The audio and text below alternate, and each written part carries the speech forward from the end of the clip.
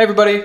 Just as a warning before we get started, today's topic is actually going to be a little bit heavier because today we're going to be talking about one of the most universally experienced struggles in our world: loneliness. Just about everybody has their own experiences with loneliness. But I know for me personally, since I'm writing some essays for graduate school right now, there's one experience that kind of keeps coming back to me in particular. It was my first year of high school, and it was actually a really big deal because for the entirety of my life before that, from preschool all the way up to 8th grade, I'd gone to the very same school with all the same teachers, all the same friends, all of that. But now, it was a completely different ballgame. What was worse was that most of the kids at my high school already knew each other.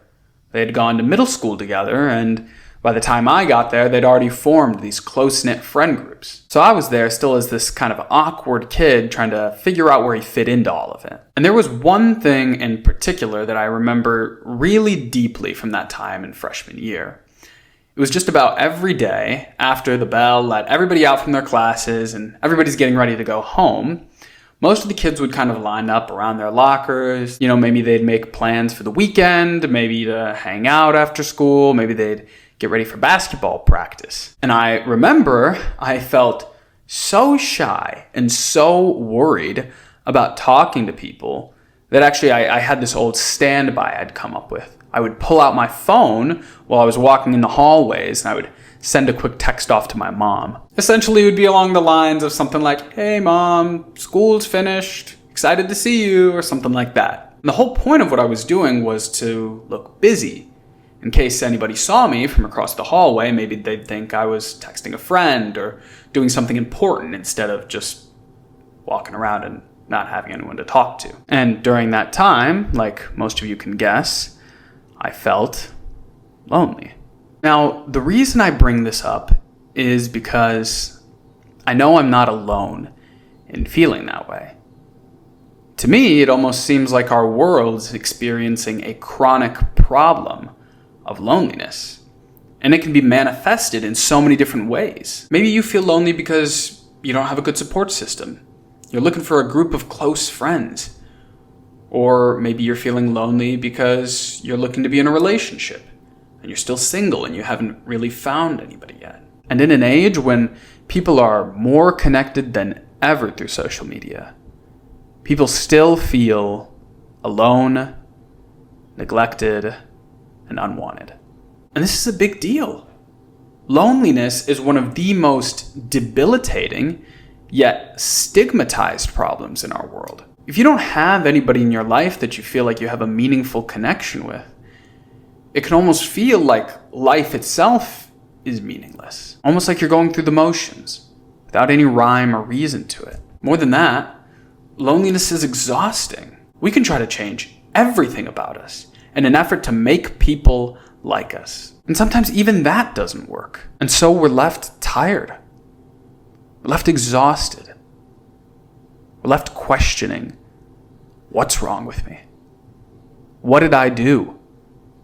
Everyone around me seems to have somebody. What's wrong with me? Why don't I? And these questions can bottle up inside of us. But because loneliness is such a stigmatized problem, we feel like we can have nobody to talk to. And because of that, we feel even lonelier. Now, the Bible actually does have something to say about loneliness. In Genesis chapter 16 to be exact, we hear about the story of a woman named Hagar. Hagar was pregnant and on the run.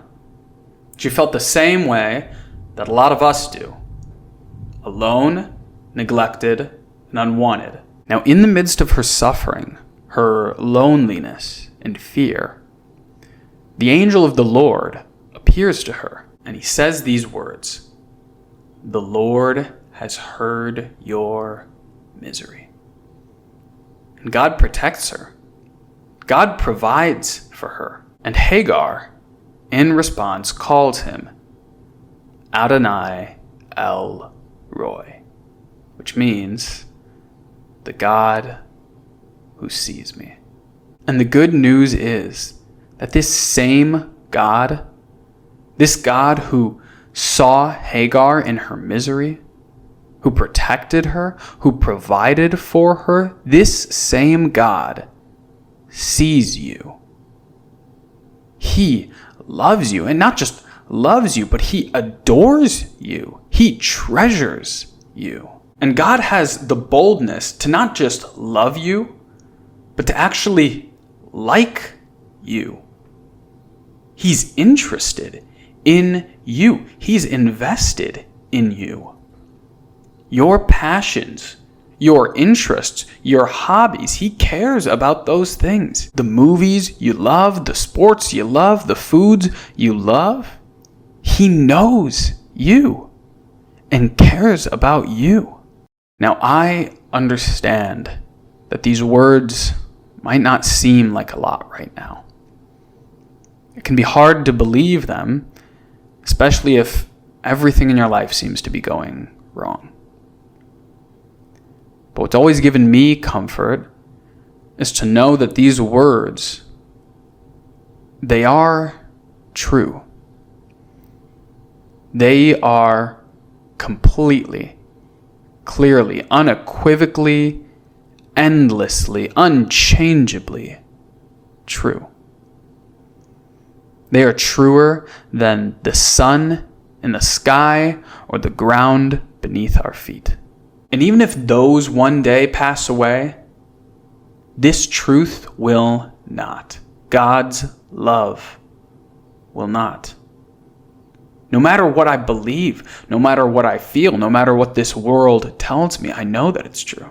In Romans 8, verses 38 and 39, the Apostle Paul says, "Neither death nor life, neither angels nor demons, neither present nor future, nor any powers, neither height nor depth, nor anything else in all creation will be able to separate us from the love of God that is in Christ Jesus."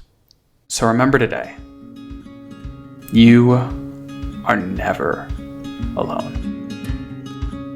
Adonai El Roy is the God who fully sees you, fully knows you, and fully loves